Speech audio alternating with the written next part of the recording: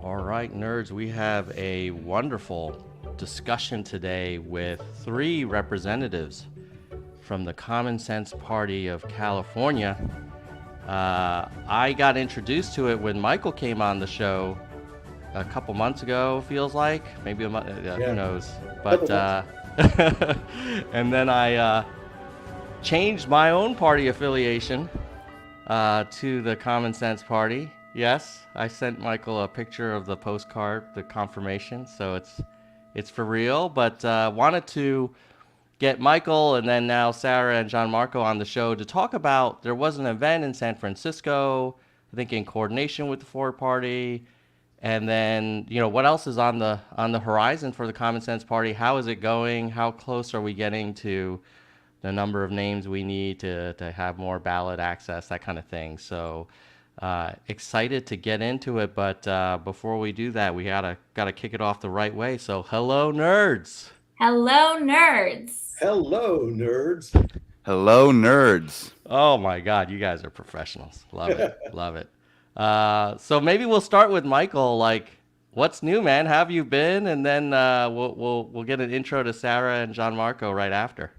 Well, thank you. The addition of these two wonderful people have made it taken us help to the next level. Often it is said, if you build it, they'll come, and that's exactly what we're doing is building it. And so since we talked, we've now launched. We have 25 plus chapters open now. We've narrowed our focus into 18 of the most populous counties in the state. So there's lots of things going on. Those events in San Francisco, LA. We have a big event coming up, or a new type of event coming up in Topanga Canyon on the 21st for those in Los Angeles area. We have another new type of an event coming up in San Diego on May 31st on a Wednesday in the middle of the day. So lots going on, and I'm excited to have Sara and GPS bringing on the troops, the reinforcements that were essential for us to build it. So Love it, love it. Well, yeah. that's it's great to see you again, and let's get an intro to Sara. Welcome to the Nerd Zone. Tell us a little bit about yourself and what you do at the Common Sense Party. Yeah, thank you so much for having me, Tom. It's so great to be here with you, GPS, Michael. I'm very excited for this conversation today. So, my name is Sara. I'm located in the San Francisco Bay Area, and I am the NorCal regional volunteer coordinator for Common Sense Party. And my discovery of the Common Sense Party was a really wonderful story, and it was a very organic happening. I got in touch with Michael through a mutual contact at the beginning of the year, and we had a conversation, and I really was inspired by his vision, his mission, his principles and values, and that's where I learned a little deep dive of the Common Sense Party. And with my former experience in politics and running for office myself last year in 2022, I felt firsthand the need for a new kind of party that shakes and disrupts the system that currently exists, not only for the voters' benefit, but for the candidates' benefit too. So I'm really excited about what we've got going on with the Common Sense Party. It's been fun organizing folks in Northern California and meeting so many people from every walk of life that we share so many principles and values in common with. So it's great to be here, and thanks for having me. Yeah, awesome. Welcome, Sara. And before we go to Gianmarco, Sara, what office did you run for, and what? I'm just curious, like, what were the Yeah, big learnings from that experience? so lots of learnings. I ran for city council up here in the Bay Area, Mm-hmm. and it was an amazing experience. I mean, I ran with party support Mm-hmm. from the Democratic Party, and I'm very grateful that I had that support, and I did align very strongly with those values. And I'm honored to have also earned the endorsement of the Forward Party. So I appreciated being able to run as kind of a multi-party Mm. representative. But one of my biggest learnings and what drew me to Common Sense Party was that if I didn't have that support or the resources from a big party, there was absolutely no chance in the world that I Mm. would have really reached the number of voters that I could have possibly reached. And I think it's good when you're a candidate who has the support and the resources from a big party, but there are so many candidates across America who don't, and they're under-resourced and undervalued, and they deserve support and resources to reach, the constituency and to stand a chance. And, in our beautiful democracy where everybody should run, and in my opinion, everybody should experience running for office at least once, because you learn a lot, but it's very, very hard to do it when you don't have the resources or the connections or the this or the that. And I appreciate that Common Sense Party is prioritizing the candidate's reflection of their constituency over the candidate's loyalty to a hard set of platform ideas, so I really appreciate that. And that was a huge lesson learned from my experience running for office. And I think that's something that Common Sense Party really can contribute and improve in our current candidate structure. Got it. Very cool. Sarah's And go Sarah's ahead, being a Michael. bit modest, because not only did she run, but she got over 42% of the vote. Oh, And that is very impressive against an incumbent candidate. yeah. So, So close. Thank you, Michael. I appreciate that. Yeah, it was a good long race, and my opponent and I both, we had strong ground game, and Yeah. at the end of the day, it's okay that it turned out the way it did, because I now get to channel my energy into this new party, which is really fulfilling. So is there a second run under the CSP umbrella coming soon? I'm a never say never kind of gal. If the opportunity arises and it makes sense, I would absolutely embrace that opportunity. They say there's this really unfortunate statistic that women have to be asked 7 times to run for office before they'll really consider it. But I was asked 0 times to run for office. I ran because I knew it was what I wanted and needed to do.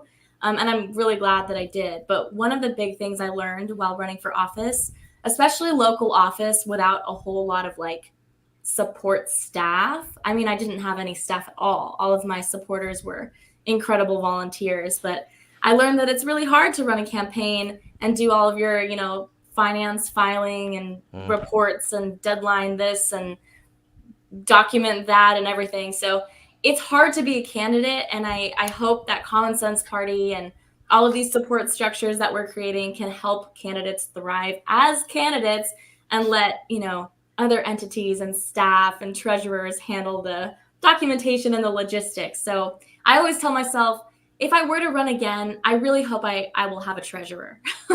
Yeah. So we'll see. That's cool. Yeah, maybe CSP can become like a accelerator for candidates that, may not have been planning their whole life to run for office, but have done important things and want to give back. Exciting to hear more about that. Gianmarco, welcome to the show. Good morning, and thank you so much for having me. Hello, everyone. My name is Gianmarco Pow-Sang, more commonly known as GPS among everyone here, just for the ease of it. I myself was an OG Andrew Yang supporter in 2020 as a volunteer down here in the Los Angeles metro area, through which I eventually became a staffer as a field organizer in Nevada and then Iowa leading up to the Iowa caucus. A fantastic, amazing experience, which I'll never forget. Afterwards, I came back to LA, helped David Kim with his congressional campaign as his field and operations director, and then most recently did a Senate race in Oklahoma for Madison Horn as her field director. And then in early March, I got connected through Michael, which I think it might have been the same mutual friend Sarah and I have. We never actually cleared that up, but we actually, I was connected to him. We had a conversation. To give you a sense of how well it went, we went double the time in which we set aside for that call to go. We just lost track of time and had an amazing conversation. And one of the things that draws me through the Common Sense Party and what we're trying to build is I see every day there's people fighting for things, and that's fantastic. Anyone that participates in our democracy is in any way, shape, or form great. But I also acknowledge that a lot of us see that the systems we have in place are setting us up for failure in a lot of ways. They're not really there to solve problems most of the time. It's an unsolved problem is much more beneficial to an incumbent that's in office for what we can say are the incorrect reasons. And what the Common Sense Party is trying to do is change it from a top-down to a bottom-up approach in terms of how we should run our society and governance. And, I myself have a very box of chocolates kind of background before I had an unexpected turn into working in politics, or civics, as I like to say. I worked in audio engineering. Oh, how ironic. You worked in audio engineering. No one could see that coming or hear that Hey, coming. GPS, we had a internet connection blip, so we lost you at I worked in audio engineering. Oh, I thought it was going to be the commentary on the microphone. Oh, no. About that. I worked in audio engineering for 4.5 years, and before that, I had a corporate world background. And sometimes people might ask me, like, how could you work in politics? You seem so unqualified. And I would usually respond, well, are you a human being that cares about, your fellow Americans? And they're like, yes. Well, I hate to see you're overqualified to participate. And I think that's something that people need to keep in mind. This shouldn't, trying to make our country better shouldn't be something that people are hindered away from doing. In reality, it's honestly the easiest thing you can do. If people spend 1% of the energy they do complaining about the things they do every day, while at the same time saying they don't like talking about politics and putting that energy into actually participating, even just voting, volunteering for 1 hour a week, the impact they can have is just monumental. And my whole drive here as the Southern California volunteer coordinator is to make people realize the outsized impact they can have with just the smallest amount of their time. I love it. Well, I love the spirit of this conversation already, and the desire for all of us to give back and try and make the country a little better off. How would you all describe like the Common Sense Party's top goals this year? Is it to get that a certain number of registrations so you can have more involvement in the formal kind of primary process, or like how would we think about the objectives and key results for the Common Sense Party? Yeah, Take it away, Sarah. Come on. I'll chime in and speak to our number one priority, and then I'll lean on GPS and Michael to add on to that. But our number one absolute priority for 2023, specifically for like the next 5 months, is to hit our goal of at least 70,000 more registered voters than we already have. And that is specifically so that we can be recognized by the state of California as an official political party. Because right now, for the folks listening in, California currently has a handful of officially recognized political parties. For instance, there's the Democrats, the Republicans, the Green Party, Peace and Freedom, a couple of other parties. But when you want to change your registration to Common Sense Party, you actually don't have a box to check. Mm-hmm. So you have to check other and then manually type the words Common Sense Party out. So you can register now as a Common Sense Party voter, but you'll be kind of recognized by the state as an other voter, or sometimes even like a independent or no party preference or whatever. It doesn't always specifically say on your voter card Common Sense Party. So we need to be officially recognized by the state as a party, and that will unlock a whole bunch of capabilities and potentials for us in terms of political involvement, campaign finance, and I'll defer to Michael and GPS to elaborate a little bit more on that. Yeah, so what happens if enough people change their party affiliation to other and type in Common Sense Party, and then you end up being an officially recognized party? What things get unlocked? Go ahead, GPS. Take it away. Come on. Yeah, one of the most important things that gets unlocked is allowing us to better level the economic playing field. So the way the current system in the state of California is set up right now, and I'm rounding just to the nearest hundreds just to keep it more simple, is as an individual donor, let's say you, Tom, are running for office, I can give you upwards of $5,000 as a max donation. Mm-hmm. For a Republican who has the bigger party status and everything, I can give your respective party an additional $45,000, and they in turn can, circle back and give it to you in many various ways. So that's why in a lot of the races here in California, it's either with the top two system, it's either a Democrat versus Democrat or maybe Republican versus Republican. And those that are the incumbent always have essentially a 9-to-1 something that anyone in the average world knows about these things. But when you have the top-down system that we have right now, where party leadership essentially dictates what you can and cannot do, or the Senate, etc., you're kind of shackled to their wills, and you can't really go into office as for maybe the good intentions you probably wanted to. Sure, campaigning is one thing, but once you get into the system and see the realities of how the system in your party might work, you're kind of forced to be able. You're essentially forced to toe the party line, or else if you don't, they'll just primary someone against you and just funnel an outsized amount of money to them. So that's one of the main advantages, I would say, because it's a common sense to be kind of refunneled into your way and essentially playing by their own rules that they set up to better leverage that playing field. Let me add a little bit to GPS's microphone difficulties. We're having some technical difficulties there. To make it real clear on that 9-to-1 advantage, that's on the individual level. An individual can write 2 checks to a candidate they want to help get elected if they're the official representative of the party. And that's where, as GPS said, most of our districts are either double D overwhelmingly, or some are double R. So there's a non-endorsed candidate there who is a more independent thinking individual. That's why they don't have the endorsement. Mm-hmm. If you want to help them get elected, you can write a check specifically to them for $5,500. You can hand them a second check made out to the party to be endorsed back to their campaign for an additional $45,100, or you can give them $51,000 if they're the official representative of the party versus that $5,500 limit. And then worse than that, that's never talked about, is that if you're the official representative of a party, the party can gather unlimited funds from anywhere, from anyone, and give your campaign unlimited funds. So that if you're in a tight race, they can drown out your opponent's message by giving the campaign whatever it needs to buy whatever necessary media messages to drown out your opponent.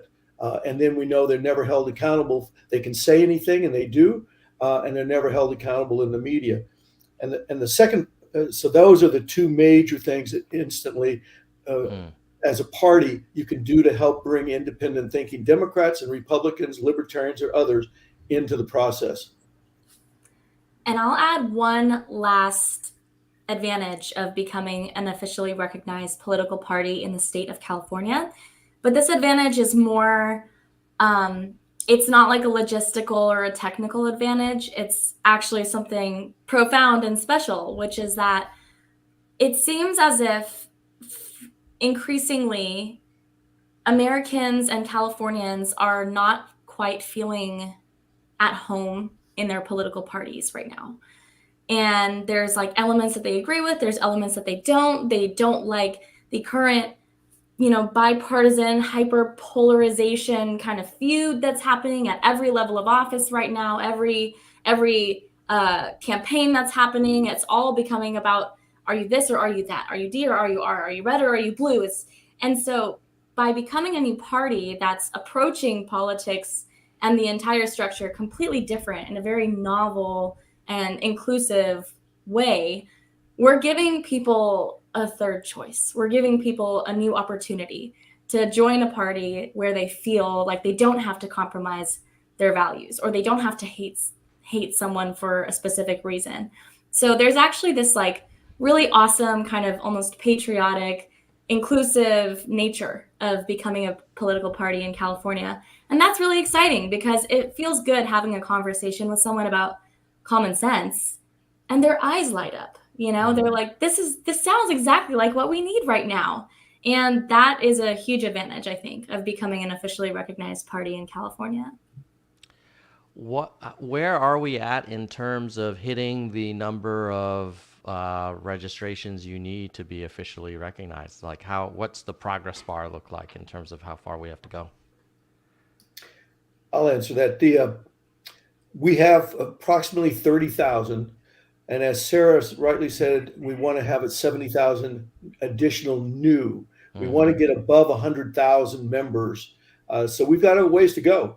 And we need people to recognize the sense of urgency to get it done by the end of September because that's a Friday, and then it goes into the sausage maker, being uploaded from the 58 individual ROVs. So we've got a ways to go, and we need people to recognize it only takes 2 to 5 minutes, depending on your online skills, to change and update your party registration. But we need people to recognize we need it now so that we can help to focus our resources in the time remaining to get that done. Yeah, maybe you could talk through the steps that people need to take if they are in California and they want to pitch in and help out. What exactly would they need to do? The simplest thing we ask people to do, as Sarah said earlier, is to actually go to our website. Don't go to the Secretary of State's website directly. Come to our website and update your registration. It is a 2-step process, but it literally only adds a few seconds. But the key thing, as Sarah pointed out, when you get to the part of the registration form, it doesn't tell you there are others. It lists the 6 official state parties, Democrat Party, etc. You have to click on other and type in common sense party. And that's the tricky thing, that they don't tell you that. So that's the one important thing. And then by coming through our website, we ask people to do it for a secondary reason, giving us your information before you go off to the Secretary of State. And it's not intrusive information, just your name and zip code. That allows us to track the process to make sure you come out of the registration process with it done correctly. We have put in place now where we're dealing directly with the ROVs, the Register of Voters offices. So we have the ability, if we know that you have put in your information, we have the ability to track that it went from the Register of Voters office and got reported actually in the files that count in the end. So that helps us track our registration. So that's why we ask people to do it for those 2 reasons. Helps you make sure you do it correctly, and then gives us the ability to track and make sure you actually show up in the system. Yeah. Took me a few minutes to do it. So I did something similar. I think I went to the Common Sense Party website, and then there was a call to action. I clicked it, filled out a form, and then I think it redirected me or, pointed me to the official California registration site. Right. And then I looked up my information, and I was previously affiliated with the Democratic Party, and then it said, okay, like you can change it. And I think I said other, and then there was like a little field to fill in the name. And then I typed in common space sense space party, all camel case, so capital C, capital S, capital P. Then I hit enter, and then I don't know, it was like 1 or 2 weeks later, my wife was like, hey, what's this card in the mail? I was like, oh yeah, I've changed my registration. You actually took the circuitous route. Is there a faster route? You actually clicked on that if you wanted to check it, which took you to a separate page that you can verify your update. You could have clicked right through to our page. It would have said the other, and then it takes you immediately to that screen that you type in. But you confirmed that what you were before. So there actually is a fork in the road, and you took the left turn, which was a little circuitous, but you got you. Oh, yeah, and even the circuitous route it didn't take that long. So if there's a faster one, and if you're watching this, live or on replay, and you're in California, like, what do you have to lose? Like, you're basically increasing competition. The main thing that I kind of thought about for a second, and actually, Michael, you and I talked about this, was, am I going to kind of burn bridges to the Democratic Party? And I thought, I'm sure there would be some Democratic Party folks who wouldn't be thrilled to see, anyone, change their affiliation. But I was like, well, in the long run, I'm a big fan of more voices, more competition. And, this is a good thing for the state and for the country. So hopefully more people will do it. It sounds like we've got 30,000. We need 70,000 more. It also sounds like the rate of additions needs to accelerate. Like if we are on the current trajectory, like we're not going to hit 100. Do we need to like double, triple, 10x? Like what's the... Yeah, What's you the make a speed? good point, Tom. And I think it's important to recognize, and this is actually a really great point, that when I was speaking with GPS several weeks ago, maybe at this point it was several months ago, he brought up a really good point that our growth likely is actually, it's going to be exponential. It's not going to be linear. So Mm-hmm. yeah, we're about, 50% of the way to our goal in terms of time. And then maybe we're like 35% of the way to our goal in terms of voter registrations. But as more and more people learn, it's going to snowball. And the hope is that we'll get quicker and quicker voter registrations as time progresses. So I think we're on a good track. And I think as long as we keep spreading the word and informing people on how to change their voter registration, because changing your voter registration to a non-officially recognized state party right now, it's not like the most clear thing in the world because there's not a button or a box you can check. But Mm-hmm. as long as we keep informing people on how to do that, I think that the rate of signature collection will grow exponentially. Yeah. And are you all, uh, I'm guessing the answer is yes, but I'll ask. Are you accepting donations to the Common Sense Party so that you can then get the word out through paid media and, just additional kind of air power to let people know about this opportunity? Yeah, we need money. Like we hate to go there because that's what we're all tired of from the parties who've asked us for money for years and then never delivered anything for us directly in what they've Mm-hmm. said. So we really hate to do that. It's not in our nature to ask for money, but we certainly need it so that we can do exactly what you said, Tom. I want to back up real quickly on what you said about your friends if you change your registration. One Mm-hmm. of the important things that we've touched on is that it's not about orthodox. So if you're changing from a Democrat to a common sense person, all you're really making is a statement that says, I want our government to work on behalf of the people. It doesn't ask you to change any of your principles of why you identify as a Democrat or a liberal or a conservative, you're a Republican or whatever. It just says, I don't like the way our government has been functioning, the administration of our policies. It has nothing to do with the principles. It has everything to do with the actual development, the delivery on those commitments to the people. So what you're really saying is, I'm not satisfied with the status quo. I want the status quo to change. And the way it's going to change is with a new kind of party that will come inside of the system, and it will force our party, the Democratic Party that you are a part of, or a Republican, to start changing the way they deliver and operate so that they begin to actually deliver on the promises that they have been making to us for years and have never done. That's what you're really saying. Right on, Michael.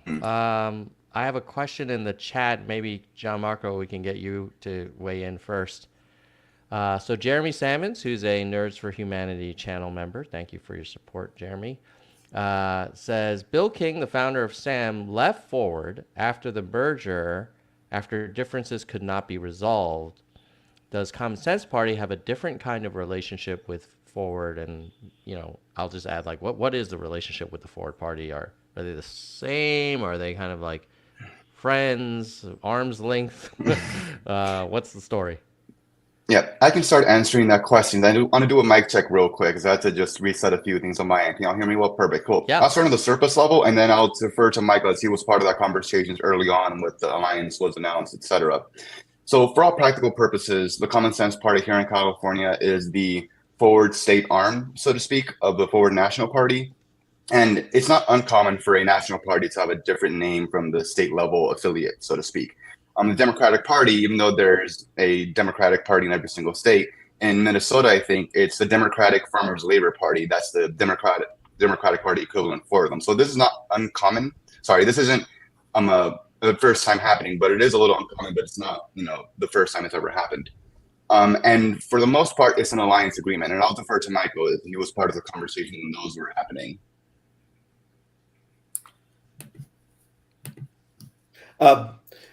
Yes, and just to add to what GPS said, first off, Bill King is an outstanding individual. I've had the opportunity of talking to him, and it's a shame. There was a real misunderstanding early on in the Forward National changeover in leadership and some things that were going on in Texas. it was unfortunate. It's a real tragic because Bill's an outstanding individual, and principle-wise, they were all on the same page, except for that misunderstanding. Our relationship is different because we are part of an alliance agreement, and I like quite simply to say it's a 35-page prenup. So what we have is an operating agreement. We're not merged like the Sam and Ram did. We're not one merged organization. Just like when a married couple gets together, they're not now becoming one. They're still two unique individuals, but have agreed how they will treat each other. And if such time comes that one does something so egregious that the other cannot live any further with them, you can part ways with no financial long-term obligations or entanglements, and you've already discussed how you would divide up anything that was acquired together. So that's basically how I define it. It's a prenup that we're totally committed to the same goals, the same principles. We spent a year talking before we decided how to do it and what we were going to do. And so it is a great marriage. And we have a great long 35-page prenup. Yeah, well, it sounds like it was a very intentional and thoughtful partnership that you've planned out, and you're prepared for all potential kind of contingencies. So that's great. I'm so sad to hear that Bill King is no longer affiliated with the Forward Party. He was on the Nerd Show. He seemed really well read and thoughtful. He's great. Yeah. That's too bad. Hopefully he'll rejoin. Hopefully they'll get over that misunderstanding, and he'll rejoin us. Yeah, definitely. Okay, let's imagine that the Common Sense Party either does or doesn't get official California recognition. Do you plan on running candidates and trying to break into races regardless, or is it like, no, first you've got to get official state recognition so that you can unlock, just level the playing field in terms of financial resources and some of those other advantages that the recognized parties have? Or do you say, no, we'll also run candidates, concurrently? Again, I hate to keep answering some of these, but to Sarah's and GPS's defense, it's some of these questions offer a new depth of questions. I think there's two parts to the question. What would happen if we don't achieve it by the September 3rd deadline? And then are you still going to run people regardless, or do you wait till you get? I wanted to make sure I was clear on that. Mm-hmm. If we don't achieve it by March 3rd, it's not the end of the world.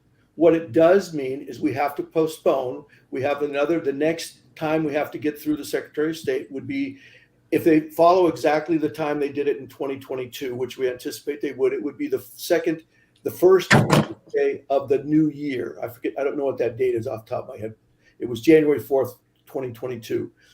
So that would give us another 3 months to finish getting across the finish line. What that does is it extends our time that when we have to have, before we can officially function under the law as a new party, we have to accomplish a couple of steps. One is to have our first convention, which would be a virtual convention of all of our members invited to it. They get to review, offer amendments to, and then pass our bylaws. Upon passing those bylaws, then we have to elect a slate of officers. Then you are an official party. Then you're done. Now you're an official party, theoretically almost forever. There's very difficult to lose that status, as the American Independent Party has proven, and others. So if we don't accomplish it by the end of September to get it out of that's what the worst thing happens, is we have to go to the next 3 months, and we lose the ability to have that, because it takes 90 days to run all those things. It'll take 90 days. So that we would lose the opportunity to have found the candidates and get them to file the proper paperwork to run as a common sense candidate in the primaries. But that would not preclude us at all doing what we did in 2022, and we have baked into our bylaws and that is we will endorse anyone who is a non-endorsed candidate from any party as long as they pass our litmus test of character. They have a questionnaire, they'll go through an interview process, et cetera. If we believe that they have demonstrated that they're a responsible, open, and inclusive individual with character, integrity, then we would endorse them and level that playing field just like we would if we had gotten that status earlier. We can level the playing field even if it is at the primary stage, as soon as we get that official status. So that's the next step that could occur. We will always be willing to endorse independent thinking, quality individuals at any level. If we don't have a candidate in the race, and obviously we would not be able to have candidates in the race in the primaries, which would lead to the generals, but that won't preclude us at all from being able to endorse good people, independent thinking, to get them through the primary and then endorse them again in the general so that we can help those kind of individuals get elected. Got it. And so it does sound like you'll still stay active and you'll endorse candidates that make sense. And if you, or when you are an officially recognized party, you're just going to have so much more to bring to bear to help those candidates win. And it sounds like, absent that, a candidate who isn't aligned with one of the incumbent parties, or isn't the pick for one of the incumbent parties, like they're really, it's long odds to be able to win. Let's talk a little bit about sort of policy positions. I know part of the motivation for the Common Sense Party is not to be too dogmatic and have all these like purity tests. I get that. On the other hand, I was just imagining, because I probably do this on my social media, encouraging people to switch over that are in California. Now, for me, my motivation was like, I'm a big fan of more competition, more voices. So I'm fine. Like, whatever policy positions a new party has, like, that's great. Let's just see more diversity of opinion and more competition. Some people will say, well, hey, if you want me to change from Democratic Party to Common Sense Party or Republican Common Sense Party, I am very, I care deeply about, certain issues. Could be abortion rights, or it could be gun safety or environment. What would we say to people who are, saying like, you want me to change my affiliation? I need to know who I'm changing it to.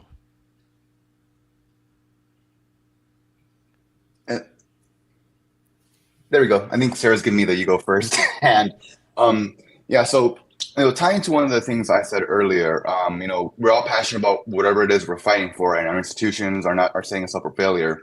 While there are things that everyone wants to fight for. One of our main things is how we're fighting for those things, and that ties into a more participatory democracy. What I'm trying to phrase it now is we're not trying to reform our electoral system. We're trying to upgrade it, really, because there's you can read online a first past the post voting system play that naturally leads almost all the time to a two-party duopoly, so to speak. If we want to change how the system is, we have to change the system itself. So electoral reform are one of those things.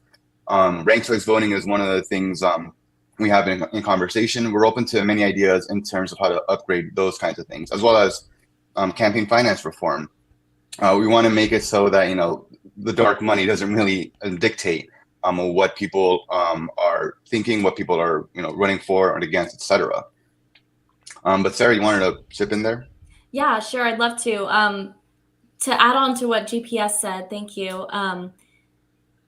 I understand that hesitation, that kind of skepticism by like the general public about, well, you're asking me to do something quite large. Yes, it takes 5 minutes. Yes, it's a very easy reversible action, but asking someone to change their voter registration today is like asking someone, it's almost insinuating that you're questioning their morals, or people are they've grown to be either like to identify strongly with the party that they're registered with, or they just can't stand the thought of another party. That's why they're with the party that they're currently with. So it is a big ask. Like emotionally, mentally, it's a big ask. And I get why people say, well, what do you stand for? What are your values? Like, this is very much an important conversation to have. And we very much have values. And what our values are, what we stand for, is that strong, people-powered democracy. But we want to put that into action, because anybody can say that they love democracy, but we're willing to do the work to make it happen. And I think a good way to think about it is, you need to have values. Yes, you care about what you care about: abortion rights, climate issues, water infrastructure, education, housing, homelessness. All of these things are very important issues in the state of California, right? Let alone in the entire country. You care about those issues. You vote for someone who says that they also care about those issues. Now what? Now you have that person in power. You have that person in Sacramento or in Washington, D.C. Now what? What I learned when I went to Washington, D.C. a couple of years ago as a volunteer for a climate organization, I went and I spoke with congressional staffers about the status of climate action in America, and the likelihood of us passing some meaningful climate legislation nationwide. And what I kept hearing time and time again is, it's just not feasible. It's just like not going to happen. Re-election is really important. There's this, there's that. There's so many reasons why we can't pass this meaningful, necessary legislation. So now you have somebody representing you who cares about climate the way you do, but they cannot do anything about it. And that's heartbreaking. We're not asking you to abandon your values of climate action and reproductive choice. We're asking you to fix the system so that those things can actually happen, And I think that's what Common Sense Party is all about. It's about governance reform. How do we improve and, as GPS said, upgrade the current mechanism that's responsible for our legislation and for our policy and for our progress? Because right now, it's due for an upgrade. It's not modern the way it operates. And everything that happens behind closed doors that voters and everyday people don't see, those are the powerful things preventing progress. But those are the things that we need to fix. Those are the not so glamorous, not so, bright and shiny things that Common Sense Party recognizes to be the real root cause. And so that is kind of our value. How do we fix that so that people's true aspirations for their country can actually be met through their voting? Mm-hmm. And to tag along to that real quick, the terms of a people-powered democracy, like my issues here in Los Angeles are completely different from the issues of someone in Bakersfield or Lancaster, Fresno, even San Francisco, another metro area. When the party line or the party leadership establishes what our platform is, it's a very black and white thing. Again, they'll primary against you if you're not for it, but we should let the people decide what the issues are of importance to them in their local communities. And tying to that, my time in Iowa in particular really reaffirmed my understanding that the media is going to give the microphone to the most controversial person they can find, no matter what side of the aisle you're in. And having been in a big city my entire life and spending time in rural America, where my job was to talk to these people that come from a completely different background from me, I quickly learned that what happens when you bring an olive branch to what people is going to be a knife fight is that people will open their doors to you. People want to have a conversation. People will meet the respect you give them with the same respect. What we're presented to on our daily dish of just media and news consumption and social media is far detached from reality. And my experience has shown me that everyone really just wants to be able to live their lives. They're tired of all of this, this tension and everything. They're willing to have a conversation if you're willing to meet them there. I totally agree with that. And I think one thing that we've said a couple times on this call, and one thing that you'll see on our website, and one thing that you'll see on all of our flyers and literature, and one thing that you might wonder what it even means, is a new kind of party. We're not just creating a third party, a different party, an additional party.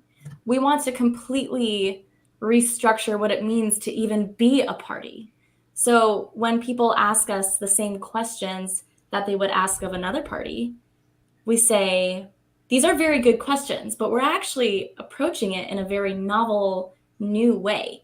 It's not here's our contract. Do you agree with every single value here? And if not, get out of here. You're not welcome. That's not how we're approaching this new party. It's, do you believe in responsibility, integrity, openness, inclusion, fundamental characters of a good candidate, of a good representative?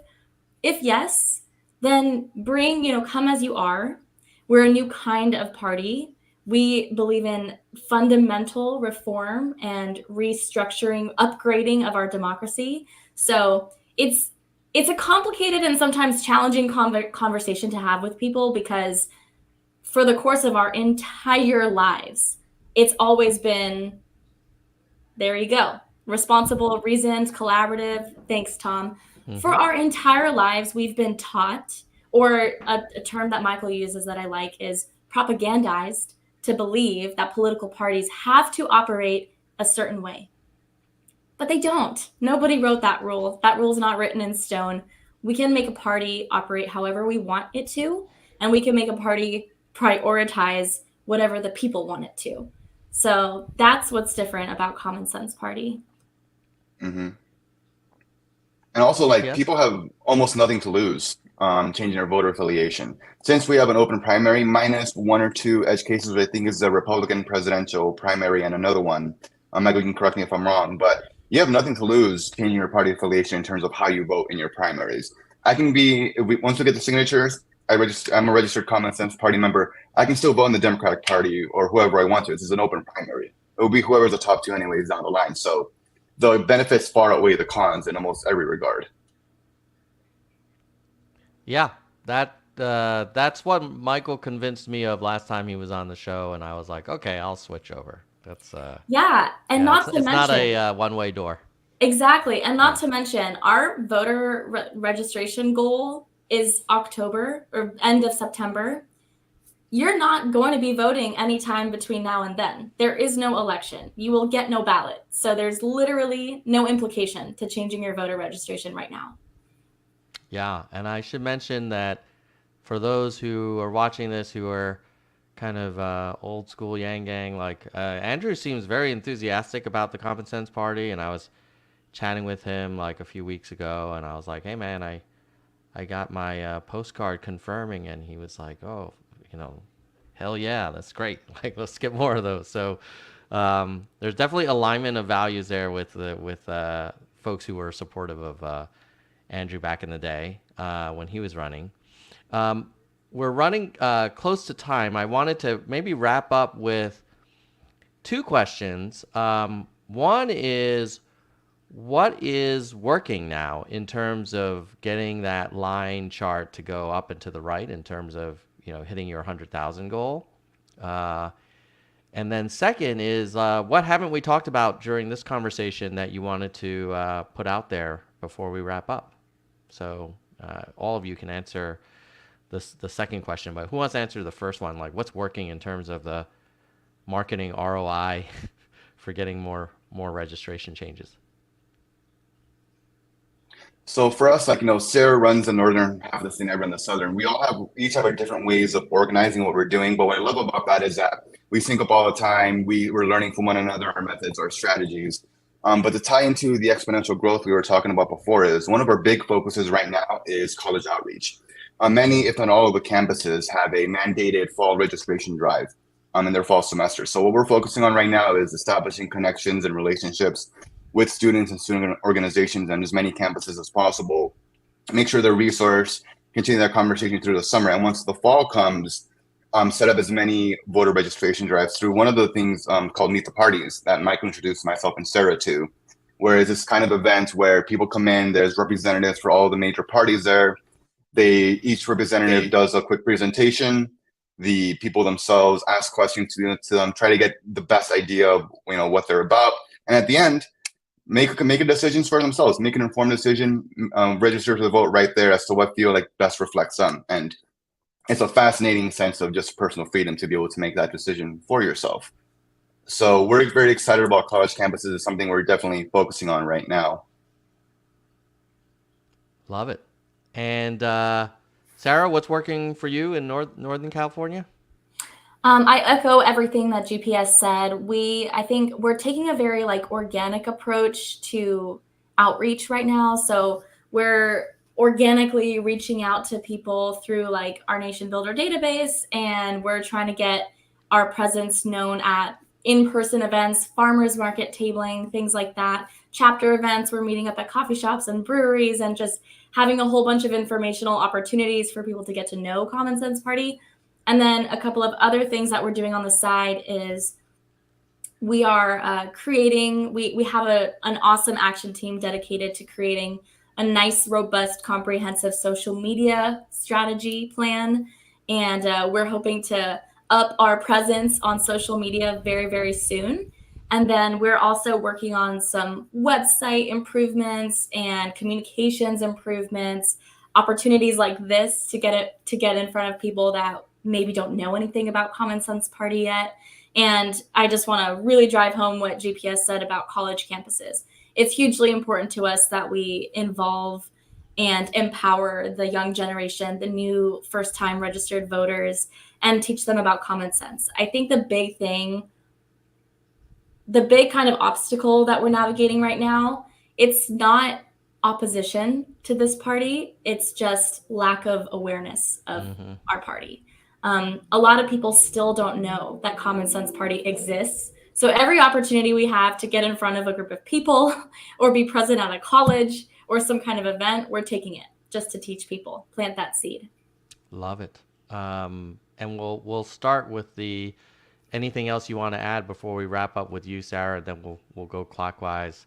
Did we hit all of the main things you wanted to talk about, or was there anything else you wanted to share or encourage the audience to think about?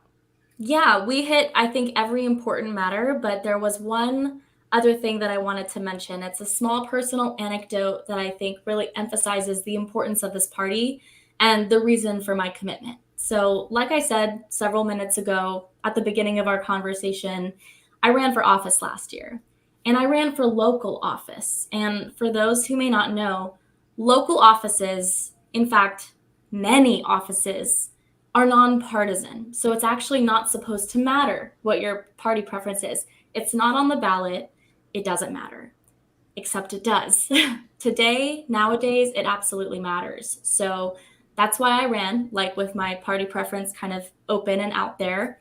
And one thing that I experienced more times than I ever expected was when I was canvassing and knocking on doors, a lot of people who answered their door, they didn't ask me about my plans, my priorities. They didn't ask more questions to get to know me. They said, "What is your registered party?"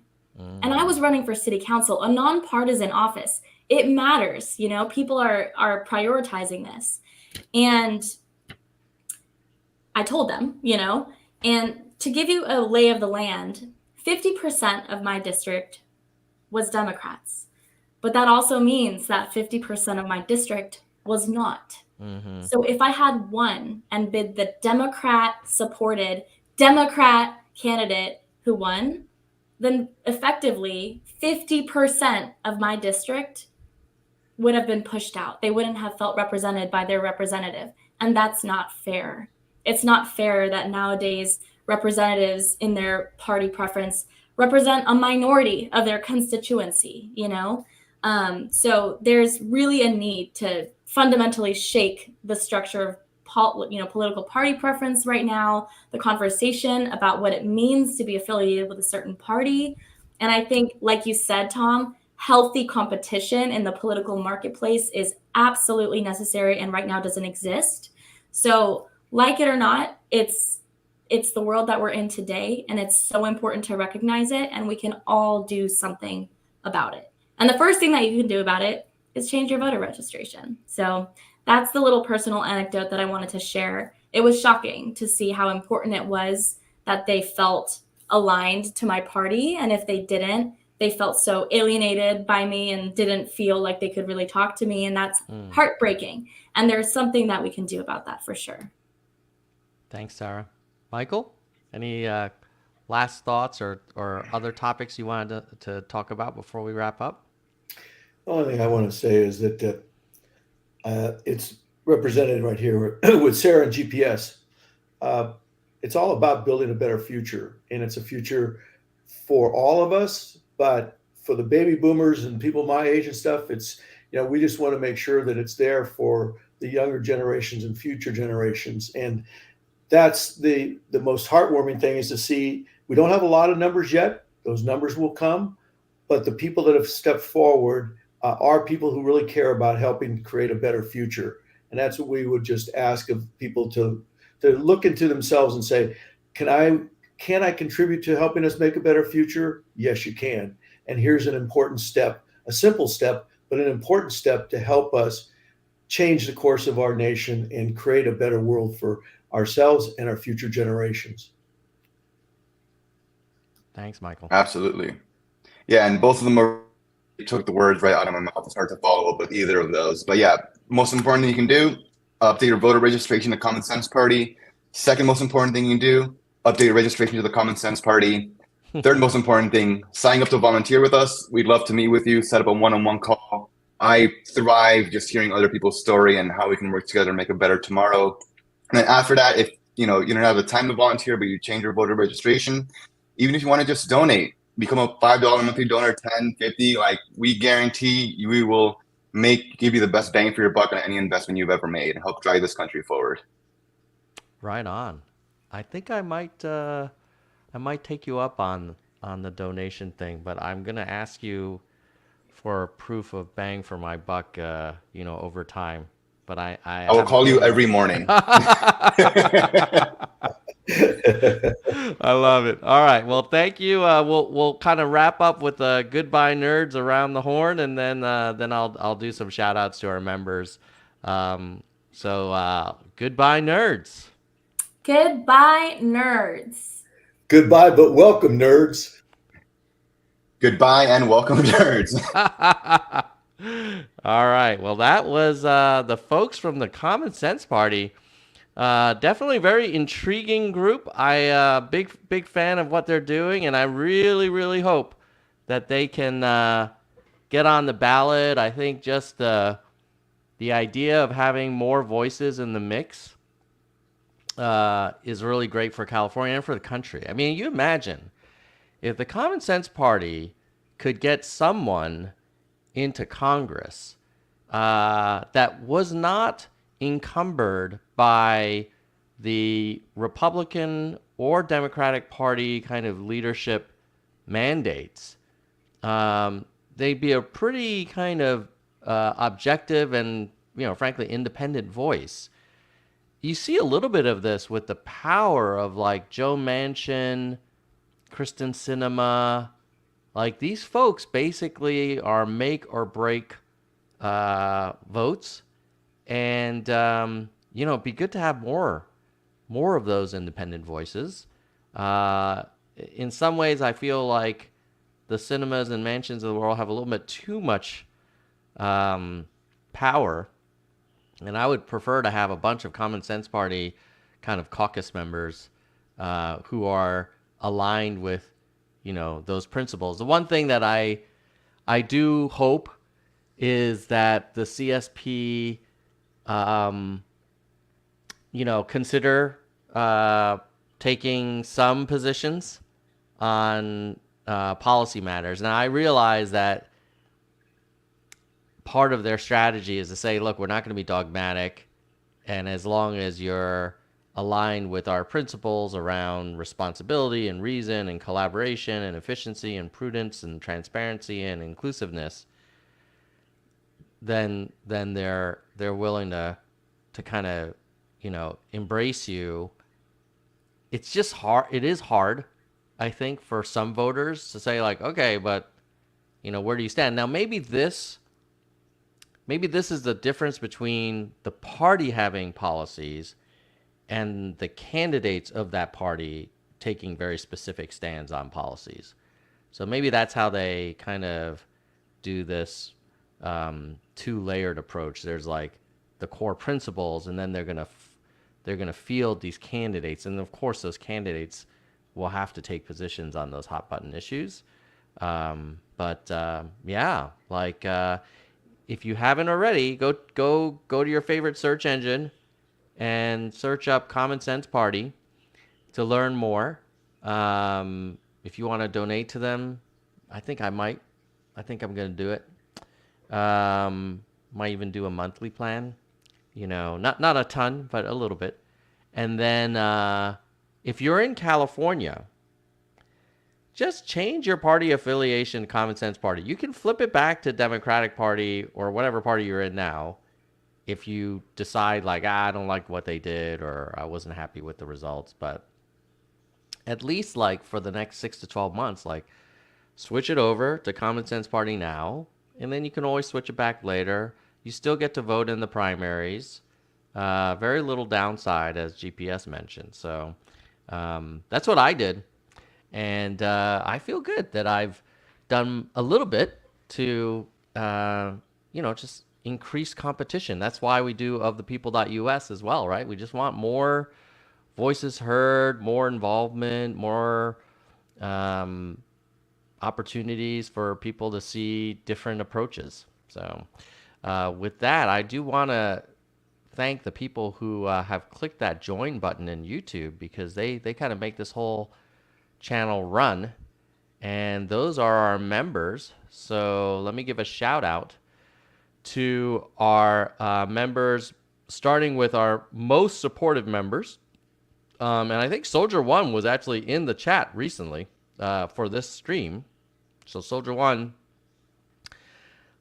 is our most supportive member in the Nerds for Humanity universe. And let me just share my screen.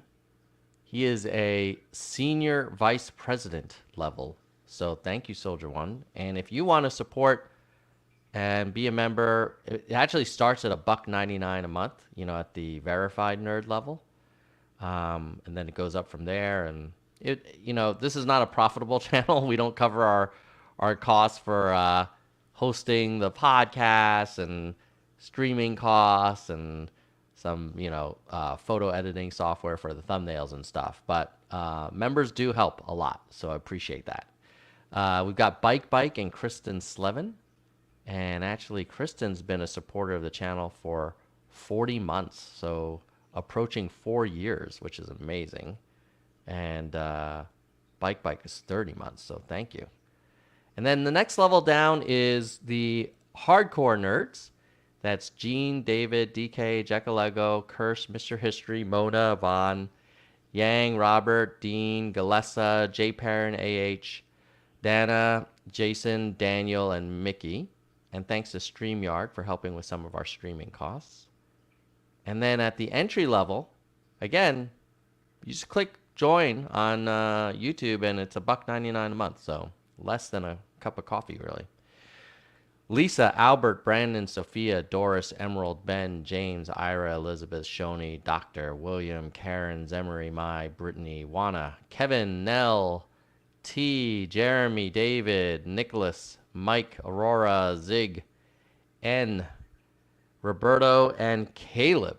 So thank you to all of you for making the Nerds for Humanity channel possible. If you're watching this and you're like, yeah, I like what you do, Tom, but I can't cough up the membership fees right now, get it?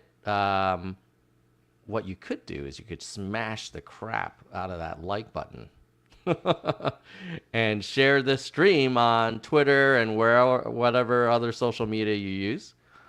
And you could also comment below and let me know, what's your view on whether the Common Sense Party needs to be more specific about its policy views, or do you like the fact that they're taking a pretty broad approach and focusing more on values than specific policy positions and like platforms, things like that? So let me know in the comments. And for those of you watching live or watching this on replay today, happy Mother's Day to everybody.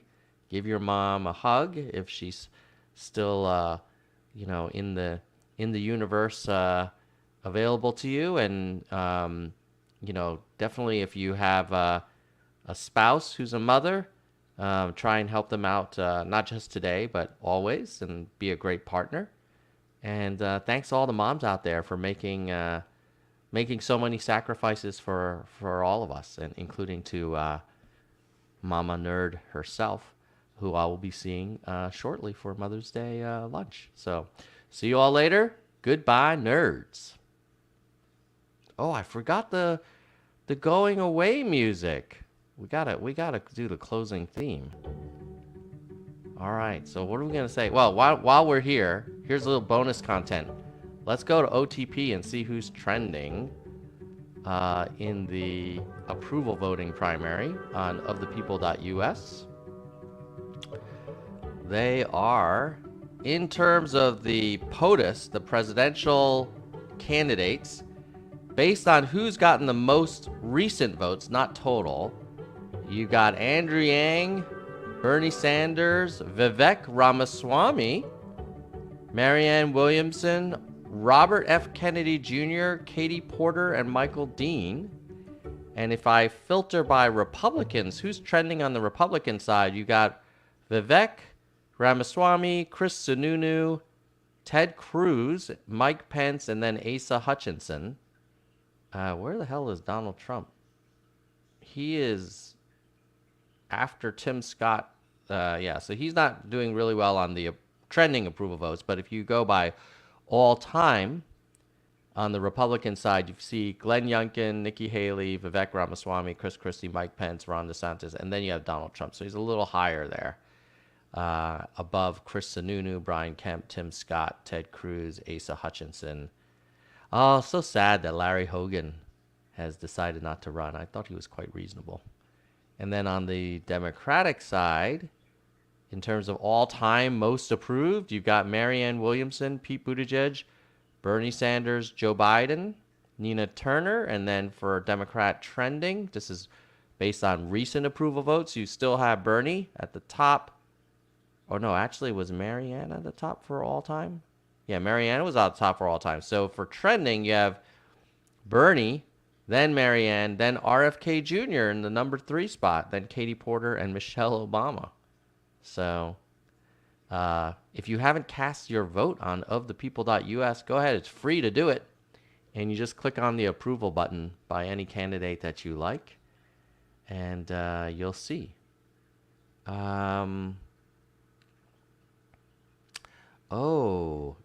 Gillis Brewer is asking, can we still vote in the California Democratic primary by switching registration back after September? I really want to vote in the federal California Senate Democratic primary. That is a good question. I will ask the CSP guests to comment, and I'll pin their answer, and they can give you the direct answer to that. But hello, Big Mud. Big Mug Bob. Been a while.